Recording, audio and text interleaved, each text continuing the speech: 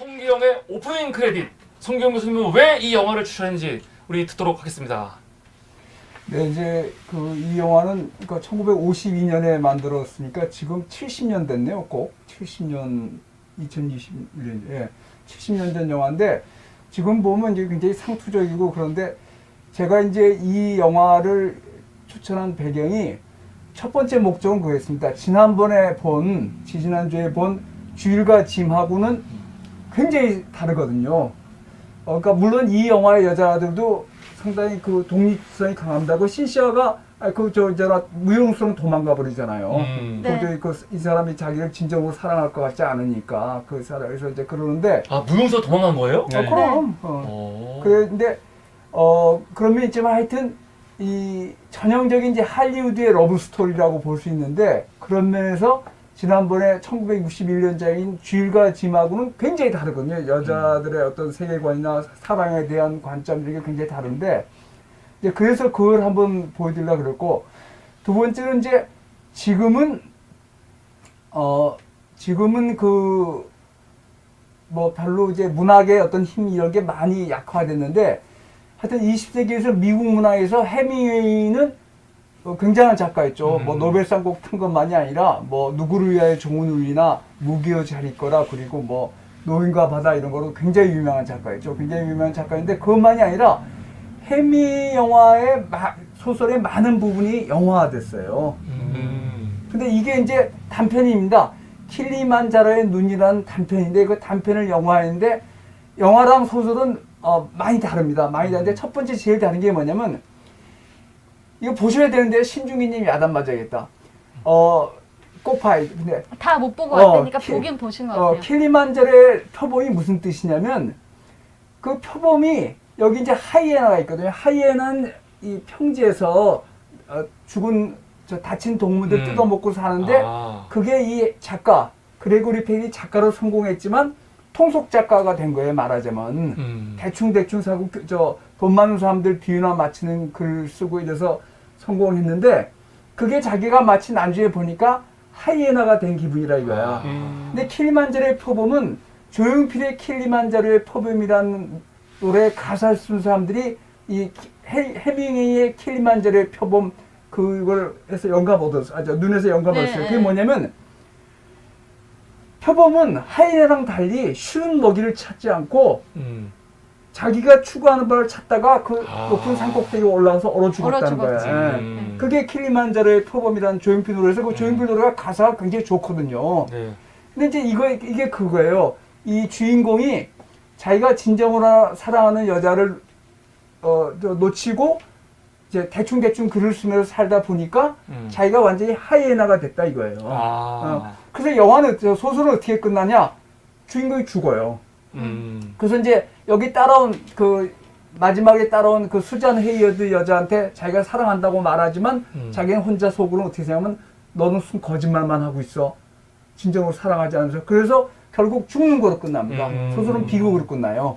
그러니까 그렇게 생각하다가 그 밤에 이제 알타가 같이 잠이 들었잖아. 잠이 들었는데 하이에나 소리가 들려서 여자가 깨보니까 남자가 죽어 있어요. 하이에나에게 죽은 겁니다. 아니, 영화에 그냥 소설에. 그렇게 끝나서 더 좋았을 걸.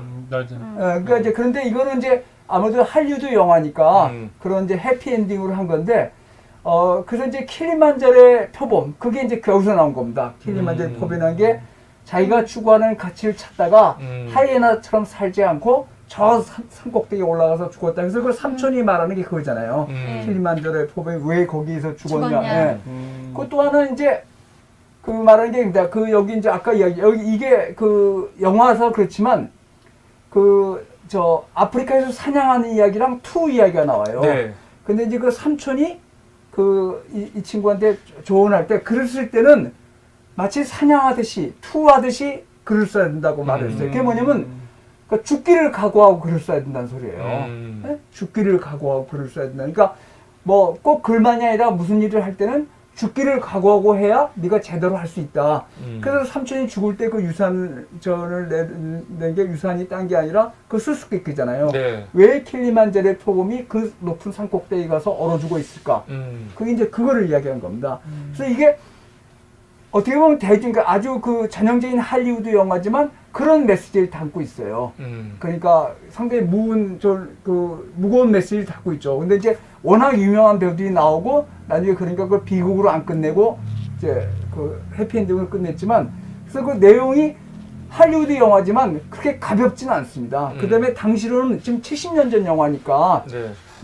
저 사냥 장면이나 투구 장면이니까 볼거리가 많죠. 볼거리가 많고 워낙 유명한 배우들이 나와서 그레고리 팩도 그렇고 저 에바 가드나 수잔 헤어드나 당대 최고의 미남 미녀들이거든요. 네. 그 이제 파리의 모습에서 대중적으로 굉장히 성공한 영화인데 꼭 대중적으로 성공한 했지만 메시지가 없는 건 아니에요. 그러니까 그 에바 가든의 삶 보면 이 남자가 자기가 그 남자를 사랑해서 애까지 버렸는데 결국 이 남자가 흔들릴 것 같으니까 자기가 먼저 떠나버리잖아요. 그 좀 무용수 춤추는 여자랑 떠나고 또 한 여자도 그렇고 근데 그게 이제 마초적인 측면도 있지만 하여튼 그렇게 가벼운 주거는 아닙니다. 근데 이제 워낙 큰 배우들이 나와서 그 상당히 상업적으로 엄청나게 성공했죠. 근데 이제 제가 이 영화 성공했으면 크게. 그럼요. 이게 성공하지 않을 수가 없죠. 당대 세계 최고의 배우들이 나왔는데. 예. 그리고 지금 봐도 네. 지금 우리나라의 멜로하고 게임이 안 되죠. 이게 해밍웨이 단편은 굉장히 짧아요. 근데 그걸 가지고 이 역을 만드는 것은 시나리오 작가들이 굉장히 뛰어난 거라고. 그 역을 그거 빼놓고 다른 건 다 시나리오 작가들이 뛰어난 거예요. 교수님 요즘에 우리 영화들도 괜찮지 않습니까? 비교가 안 되죠. 그러니까 물론 우리나라 영화도 많이 들었지만 좋았죠. 이게 50년, 70년 전에 만든 영화라니까. 52년 전. 70년에 만드니까 그 할리우드 영화를 절대로 만만하게 보면 안 돼요. 네. 절대로 만만하게 보는 게 워낙 돈을 갖다 때려 부으니까 그런데 하여튼 그 내용은 굉장히 우리가 알고 있는 좀 지루할 정도로 그 통속적인 뭐 그런 면도 없지 않아 있지만 주는 메시지는 굉장히 강합니다. 주는 메시지는 강하고 해서 원래는 비극인데 근데 다른 장면들 뭐 그 스페인 내전 이야기랑 이런 거 그것도 스페인 내전 이야기도 제대로 한 거예요. 왜냐면 이제 우리는 스페인 내전에 대해서 굉장히 환상적인 걸 갖고 있지만 프랑코에 반대하는 공화파들이 완전히 4분 오열돼서 정말 오합지졸이요. 완전히 오합지졸이었어요. 근데 그걸 왜 그러냐? 그 공산당 지도부가 서로 주도권을 쟁취하기 위해서 저쪽에 자기네들이 반대하는 파에서 용병들이 그러니까 지원병들이 들어오면 걔들은 전투에도 참여 안 시켰다고. 그러니까 그런 몇 가지 면을 굉장히 무겁게 했어요. 그다음에 1차 세계대전과 2차 세계대전 사이의 파리의 모습이라든지 이런 거 네? 그런 것들을 잘 다뤄서 상당히 성공한 영화인데 하여튼 쉽게 볼 영화는 아닙니다. 이게 상당히 나름대로 통속 영화지만 통속 로맨스라고 볼 수 있지만 메시지가 꽤 있어요. 근데 하여튼 그 내용은 그겁니다. 이 작가가 자기가 성공해서 멋진 이쁜 여자도 데리고 살지만 자기는 그 킬리만자로의 표범에다 하이에나가 됐다고 생각해서 마지막으로 이제 그거를 다시 재기해 보려고 이 여자를 데려오고 왔는데 이제 상처를 불의의 사고를 당해서 죽을 뻔하다 살다 해서 소설은 죽어요. 근데 저 해밍웨이 소설이 영화하기가 굉장히 좋습니다. 그런 짧지만 굉장히 많은 이야기를 담고 있어요. 그래서 그런데 하여튼 제가 이제 이 영화를 오늘 같이 보시자고 한 것은 지난번에 쥐과 짐하고 한번 비교해 볼 때 52년에 만든 영화랑 62년에 만든 10년 차이밖에 안 내지만 엄청나게 세상이 변했거든요. 정말 그 쥐과 짐은 정말 다들 지금 보셔도 의학하잖아요. 지금 보셔도 지금도 있기 어려운 얘기인데 이게 시대 차이입니까? 아니면 프랑스와 미국 그냥 그 차이도 있죠. 프랑스와 미국 영화의 차이도 있어요. 프랑스와 미국 영화의 차이도 분명히 있습니다. 그래서 프랑스는 그런 게 훨씬 가족이나 여자에 대한 이런 것들이 훨씬 강하죠. 뭐 그랬다고 그때 신중희님이 그랬어요. 그렇다고 해서 과연 행복한가?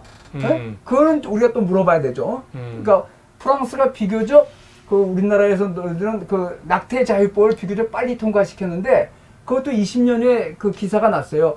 낙태 자유법이 우리가 굉장히 빨리 통과시켰다. 근데 과연 여성들은 행복한가? 그러면서 굉장했는데 하여튼 이 킬리만자로는 나름대로 굉장히 어떻게 보면 통속적이고 대중적이고 해피엔딩 영화지만 나름대로 시사하는 바가 있어서 굉장히 당시에는 성공했는데 하여튼 이거랑 그 쥐과 짐을 비교해서 보시면 그 두 여자의 차이 그 까트린하고 네. 이 저 신시아나 이 수잔 헤이드 차이, 그리고 프랑스 영화와 미국 영화의 차이, 이런 것들을 한번 같이 이야기해 볼 수 있는 기회가 될 것 같아서 제가 추천했습니다. 네, 감사합니다.